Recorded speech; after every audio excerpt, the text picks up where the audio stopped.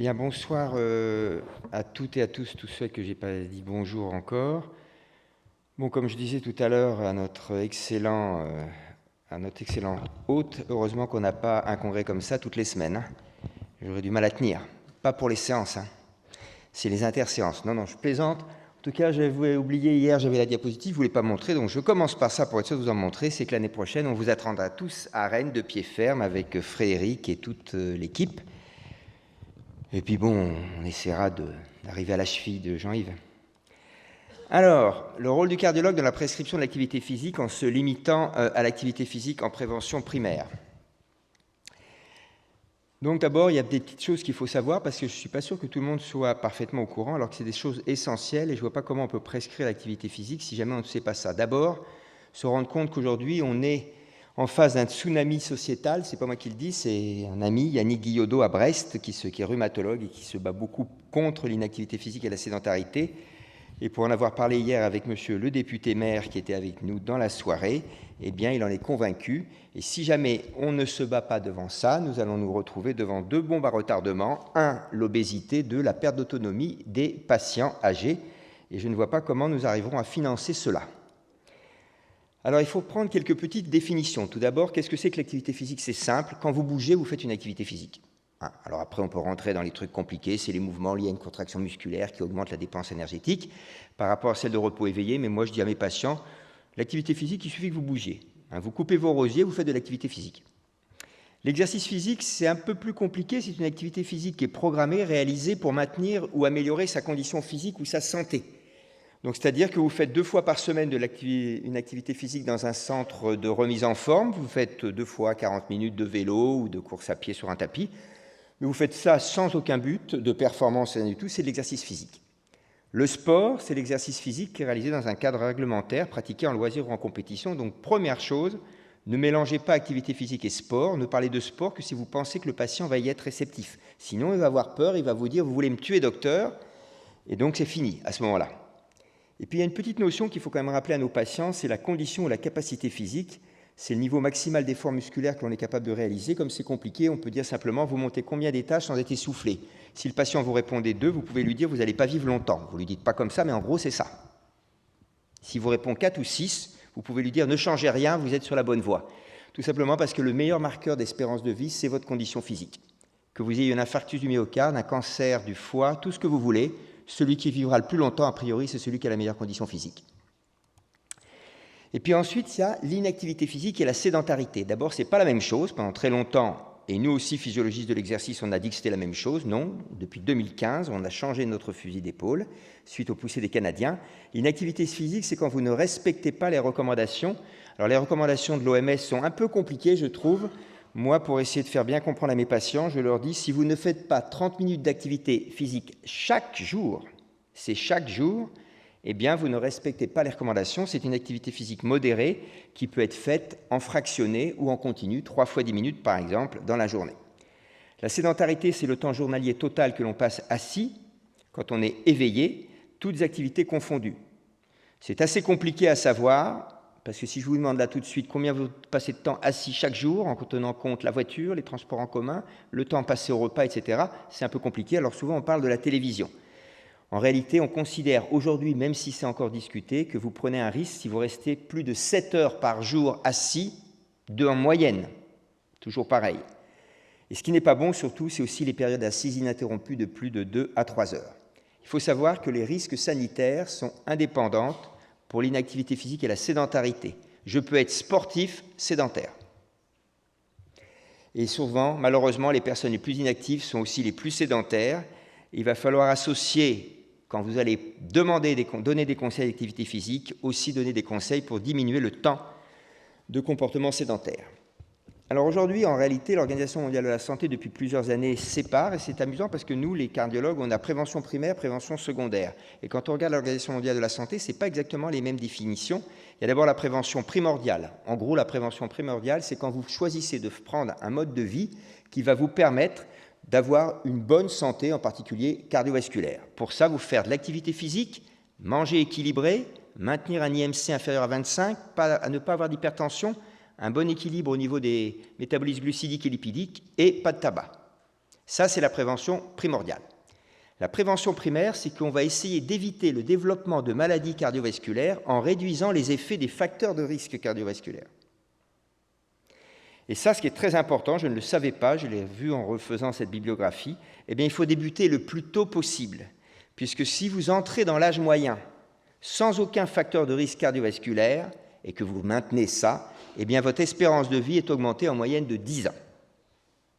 Donc, vous voyez, vous entrez, on va dire aux alentours de 30-35 ans, vous n'avez aucun facteur de risque cardiovasculaire, vous avez une espérance de vie augmentée de 10 ans. Alors, prescrire cette activité physique dans un but de santé. Tout d'abord, je crois qu'il faut que vous soyez convaincu. Si vous n'y croyez pas, ne vous lancez pas dedans. Vous n'allez pas être convaincant vis-à-vis de votre patient. Donc, il faut vraiment que vous y croyiez. C'est pour ça que je vous ai donné quelques petites choses.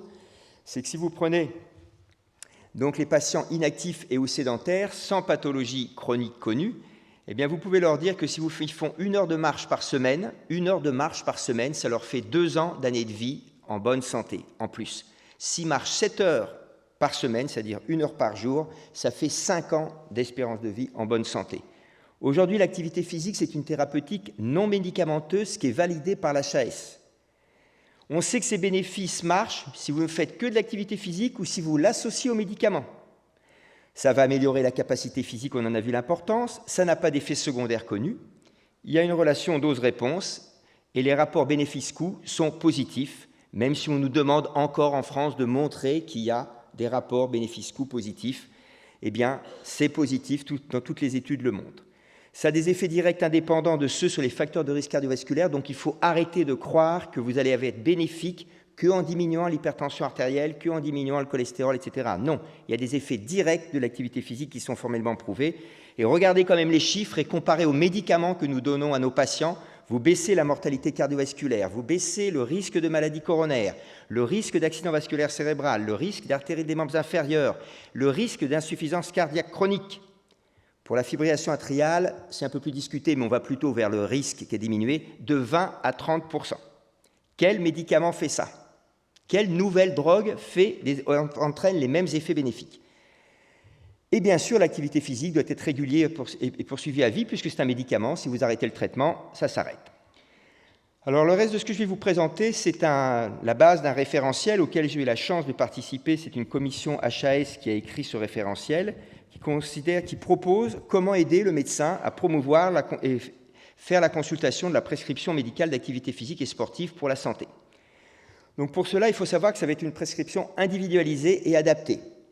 Il va donc falloir d'abord que vous précisiez bien l'état de santé du sujet et aussi son niveau habituel d'activité physique. Ensuite, il faut préciser la motivation du sujet, est-ce qu'il a envie ou est-ce qu'il n'a pas envie. Et puis enfin, lui proposer des objectifs réalistes et réalisables.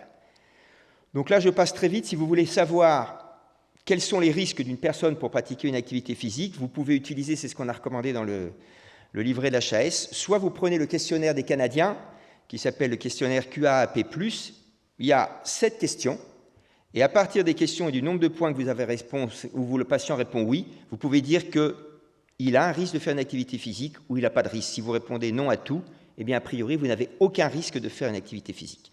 Vous pouvez aussi utiliser le questionnaire que l'on propose en France pour le certificat de non-contre-indication au sport. Vous savez, ce questionnaire qui est proposé dans les 2 ans qui suivent, enfin intercalaire, puisque la visite de non-contre-indication, maintenant c'est tous les 3 ans. Et à partir de là, on trouve quelqu'un qui a un risque ou pas de faire une activité physique de façon simple. Donc c'est vraiment très très court. Et puis après, il va falloir estimer son niveau habituel d'activité physique. Donc là c'est pareil, je vous ai mis un autre questionnaire qui est le questionnaire de Marshall. Il y a 2 questions, et comme ça, vous allez pouvoir, en fonction des réponses du patient, à savoir s'il fait de l'activité physique ou s'il n'en fait pas beaucoup. Pour la sédentarité, comme je vous l'ai dit en introduction, le plus simple, c'est de demander combien d'heures vous passez par jour devant la télévision. Vous pouvez faire pareil pour les écrans. Le risque, c'est plus de 3 heures par jour devant la télévision. Quand vous passez plus de 3 heures par jour, chaque jour, devant la télévision, vous augmentez votre risque de mortalité totale précoce, mortalité cardiovasculaire précoce, mortalité par cancer précoce, de 20%. Donc, vous voyez, c'est relativement simple pour estimer où en est votre patient. Après, il va falloir parler du niveau de motivation. Et puis, l'intensité d'activité physique souhaitée, on va revenir, le niveau de risque cardiovasculaire et les autres risques pour l'activité physique. Alors là, on arrive au grand problème. Ça a été le plus grand débat, le plus grand temps de débat qu'on ait eu à la HAS, parce que de toute façon, toutes les personnes que j'avais en face de moi, puisque j'avais été le cardiologue présent, m'ont dit qu'il faut faire des épreuves d'effort à tout le monde. Alors déjà, on partait sur des mauvaises bases, parce que quand j'aurais dit que vous avez quand même à peu près 17 millions de sédentaires, voire plus en France, eh bien, on va avoir du mal, vu qu'il y a 4000 cardiologues à peu près qui vont pouvoir faire les tests d'effort. Il y a des patients qui vont se mettre à faire de l'activité physique dans 4 ans. Donc déjà, on va perdre un peu de temps. Donc non, l'épreuve d'effort n'est jamais systématique. Vous allez avoir 4 étapes. L'interrogatoire, l'examen physique. Qu'est-ce que vous voulez faire comme activité physique pratiquée ? Quelle activité physique vous faites ? Et on considère, pour simplifier, que si la personne fait moins de 2 heures par semaine d'activité physique, elle est inactive. Qu'est-ce que vous voulez faire comme activité physique ? Et là, on va chiffrer, puisqu'on a actuellement des ABAC qui nous disent, pour tel type d'activité physique, combien ça donne de mètres. Et vous voulez faire une activité physique modérée quand vous faites au moins 3 à 6 mètres. En gros, pour simplifier, 6 mètres, c'est marcher à peu près à 5 km/h, 5 ou 6 km/h. Pour vous, pour moi, ce n'est pas grand-chose. Pour quelqu'un de 80 ans, c'est beaucoup. Donc c'est pour ça que la barre peut sembler basse. Et l'activité physique est intense, entre 6 et 9 mètres. Et puis après arrive le chiffrage du niveau de risque cardiovasculaire. Donc là, je ne rentre pas dans le détail. On a décidé de se baser sur l'indice SCORE, et les flèches rouges que je vous ai mises, c'est pour les sujets en prévention primaire, puisqu'après, vous voyez que ce sont des patients qui ont des pathologies. Donc le risque SCORE très élevé, supérieur ou égal à 10%, c'est un risque très élevé. Élevé, c'est quand vous êtes entre 5 et 10%. Modéré ou faible, SCORE 1 à 5%, faible, SCORE inférieur à 1%. Un petit intérêt qu'on a sorti aussi dans le registre de l'HAS, c'est qu'on vous a donné des facteurs de correction pour les immigrés de première génération, puisqu'on est confronté de façon régulière. Et vous voyez par exemple que les sujets qui viennent de l'Asie de l'Est ou de l'Amérique du Sud, vous devez diminuer, votre facteur de score est moins élevé quand on vient de ces pays que quand on est originaire de France. L'indication de l'épreuve d'effort, c'est très simple. S'il y a un symptôme, s'il y a un antécédent personnel familial cardiovasculaire significatif ou un examen physique anormal cardiovasculaire, vous devez toujours faire une épreuve d'effort. Avant de commencer ou poursuivre une activité physique d'intensité légère, c'est-à-dire en dessous des 3 mètres, il n'y a absolument pas besoin de faire d'épreuve d'effort à personne. C'est-à-dire que la personne qui veut aller marcher tranquillement, c'est-à-dire à 3 km/h, ce n'est pas la peine de lui faire une épreuve d'effort. Et puis après, vous avez 2 possibilités. Le sujet est inactif, il a un risque cardiovasculaire faible, pas d'épreuve d'effort. Risque cardiovasculaire modéré, on peut faire l'épreuve d'effort si on est vraiment inquiet. Si le risque est élevé ou très élevé, l'épreuve d'effort est recommandée. Si le sujet est quelqu'un qui fait déjà une activité physique, pas d'épreuve d'effort pour le risque faible, pas d'épreuve d'effort pour le risque cardiovasculaire modéré. Par contre, risque cardiovasculaire élevé ou très élevé, l'épreuve d'effort est recommandée. Après, vous allez passer à l'entretien motivationnel. Ce n'est pas ce qu'il y a de plus simple, ce n'est pas ce qu'il y a de plus court. D'abord, il va falloir voir les freins et leviers, pourquoi il ne veut pas en faire ou pourquoi il ne veut pas en faire, et il faut que vous soyez positif. Ne proposez pas l'activité physique en leur disant ce que je vous ai dit tout à l'heure, vous allez mourir plus tôt. Je crois qu'il faut leur dire, vous allez vous sentir beaucoup mieux, vous allez améliorer vos liens sociaux. Les personnes âgées, vous allez pouvoir refaire de l'activité physique avec vos petits-enfants, vous allez pouvoir recommencer à aller marcher avec eux sans leur supplier de marcher moins vite. Vous allez pouvoir aussi avoir des bienfaits sur la bonne santé et vous allez pouvoir monter des escaliers sans être essoufflé. Moi, ce que je leur dis souvent, c'est vous me faites confiance, essayez. Bougez 10 minutes par jour et vous allez voir. Si ça ne vous fait pas de bien, on en reparlera. Il faut guider, ne pas imposer. Il ne faut pas dire vous devez marcher, vous devez faire du vélo. S'ils n'aiment pas marcher, pas faire de vélo, ils ne vont pas vous écouter. Qu'est-ce que vous aimeriez faire ?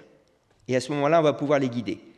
Donner des moyens de chiffrer les progrès. C'est pour ça que les applications sur les smartphones ou les autres systèmes, un podomètre, ils montrent que, par exemple, avant, ils faisaient 3000 pas en, je dis n'importe quoi, 40 minutes. Maintenant, ils les font en 35 minutes. Eh bien, ça les motive. Donc ça, ce sont des choses importantes. Intéressez-vous à ça.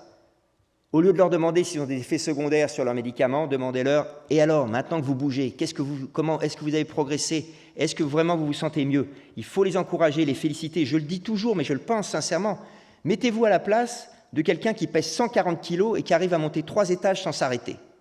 Ça veut dire que chacun d'entre vous, vous avez un sac à dos d'environ 15 kilos sur le ventre et pratiquement 25 kilos sur le dos. Je pense que vous serez essoufflé au bout de 3 étages.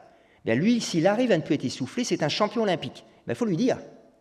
Et ça va l'encourager à continuer. Et enfin, rappelez-vous que de toute façon, arrêtons de dire « ils ne comprennent rien, c'est pas possible, on n'en tirera jamais rien ». Ça veut dire qu'on ne parle pas bien. Moi, le premier, quand mes étudiants ont tous 0 à l'examen, quand j'aurais fait un cours, c'est que j'ai été très mauvais. Eh bien, nos patients, il faut prendre une autre façon si jamais ils ne nous écoutent pas. Parce que de toute façon, on ne prescrit pas le changement de comportement. Et je dirais, heureusement, il va falloir trouver les réponses aux freins. Là, bien sûr, je ne vais pas vous assommer avec tout ça, mais on a proposé, devant les freins, des conseils. Essayez de répondre pour essayer d'aider, si vous n'avez pas d'idée, comment répondre. Enfin, les objectifs réalistes et réalisables. Pour l'activité physique ou sportive, premièrement, si le patient, si la personne que vous avez en face de vous fait de l'activité physique, je vous en supplie, ne leur dites pas « faites-en moins ». C'est un discours qu'on entend trop souvent. Ça, c'est comme la grand-mère qui en reçoit toute sa famille le dimanche, qui met les petits plats dans les grands, et chaque fois qu'elle se lève pour enlever les assiettes, « Mamie, reste assise ». Ben non, il faut que mamie, elle se lève et qu'elle déménage. Enfin, qu'elle desserve la table, pardon. Et ça, ce sont des habitudes. On prend l'habitude, fais-en moins, t'es fatigué, oh là là, mais tu te rends pas compte, t'as en arthrose du genou, etc. Ça, c'est fini, c'était avant. Maintenant, c'est plus du tout ça. Si c'est un sportif, vous allez devoir signer un certificat d'absence de contre-indication au sport. Et si c'est un non-pratiquant, c'est le plus souvent, eh bien d'abord, c'est top si il arrive à faire les recommandations que je vous ai dit. S'il arrive à 30 minutes par jour, chaque jour, c'est top, vous êtes très fort. Et si jamais il n'y arrive pas, et si vous savez qu'il n'y arrive pas, c'est pas grave. Faites 10 minutes par jour. Il faut bien faire comprendre aux patients qu'un pas, c'est mieux que rien.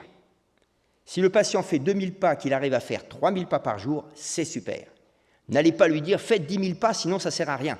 S'il a 2000 pas par jour, il va vous répondre « oh là là, 5 fois plus que ce que je fais, je ne les ferai jamais ». Et c'est fini. Le débat s'arrête là. La régularité, la persévérance, c'est le plus important. Donc, il vaut mieux faire 10 minutes chaque jour que faire 45 minutes pendant une semaine. Il faut développer les points faibles. Si vous détectez que votre patient il est plutôt fragile au niveau musculaire, force musculaire, il faut lui faire monter des escaliers ou les descendre. C'est plus rentable. C'est le travail excentrique dont nous a parlé Stéphane ce matin. Et puis, n'hésitez pas à vous aider d'un professionnel sport-santé. Alors, pour choisir le professionnel sport-santé, ça dépend de la limitation de votre patient. S'il a une limitation sévère, ça va être le kinésithérapeute pour commencer. S'il a une limitation modérée, alors ça peut être des limitations sévères parce qu'il a des problèmes d'arthrose. Si c'est une limitation modérée, envoyez-le à un enseignant d'activité physique adaptée. S'il a une limitation minime, ça peut être les éducateurs sportifs ou les enseignants d'activité physique adaptée. S'il n'a aucune limitation, il faut l'envoyer aux éducateurs sportifs.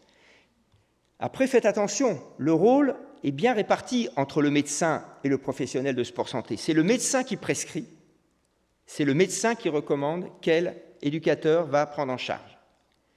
Après, c'est l'éducateur qui va proposer une prise en charge personnalisée, il va le tester, il va vérifier la capacité physique de son patient que vous lui avez adressé et il va lui proposer quelque chose de progressif. Il faut qu'en permanence, le professionnel d'activité physique adaptée se mette en contact avec le médecin pour lui donner des comptes rendus, pour savoir où on en est. Bien sûr, il faut que le patient ait donné son accord, ça c'est les choses classiques. Et enfin, il faut que de temps en temps, quand le patient progresse, on en a beaucoup qui arrivent à progresser, que le médecin et l'enseignant en activité physique adaptée décident de changer peut-être d'enseignant, c'est-à-dire qu'on s'est amélioré.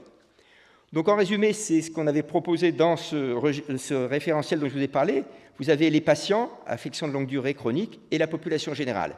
C'est ce que je vous ai dit. Premièrement, le questionnaire pour savoir s'il y a des limites ou pas. S'il n'y a pas de limite, il peut rentrer directement dans l'activité physique, voire l'activité sportive.